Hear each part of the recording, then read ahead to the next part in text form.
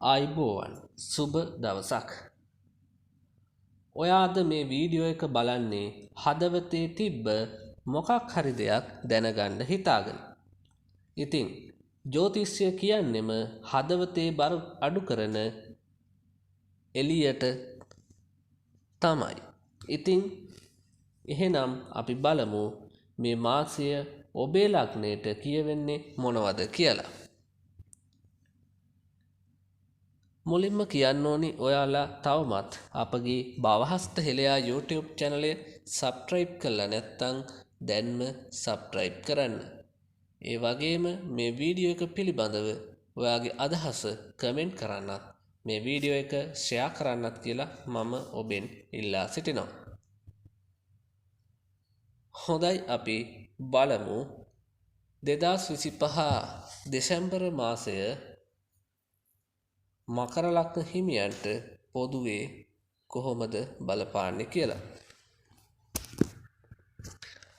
ලග්නාධිපති සනි සඳු සමග තුන්වැන්නේත් කුජ ස්වක්ෂේත්‍ර බලයෙන් යුක්තව රවි හා සිකුරු සමග 11 වැන්නේත් ගුරු උච්ච බලයෙන් 7 වැන්නේත් බුධ 10 වැන්නේත් රාහු හා කේතු 2-8 භාවවල සිටියේදී ආරම්භ වන මේ දෙසැම්බර් මාසය මකර ලග්න හිමි ඔබට සුබදායක මාසයක් වෙනවා.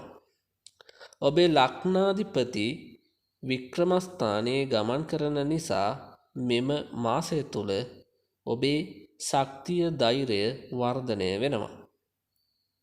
ඒ නිසාම පසුගිය දිනවල ඇති වූ අනපේක්ෂිත කරදර බාධා විපත් හමුවේ යලිත් නැගී සිටීමේ ශක්තියද ඔබ තුල ඇතිවෙන මාසයක් වෙනවා.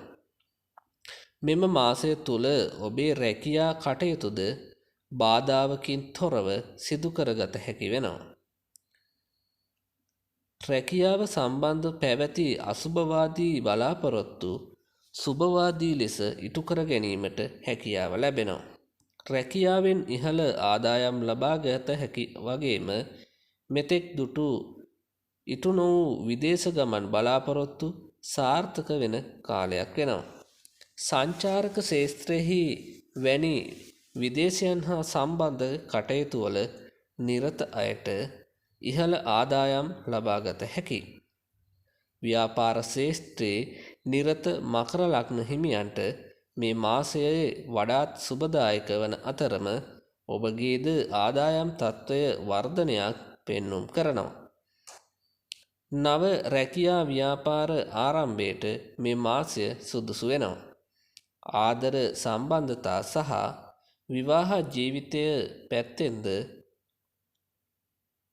මේ මාසය ඔබේ සිතට සතුට ඇතිවන අතර ජීවිත අභියෝග පහසුවෙන් ජයගත හැකි මාසයක් වෙනවා. අවිවාහකයන්ට ඉතා සුදුසු මංගල යෝජනාද උදා වෙනවා.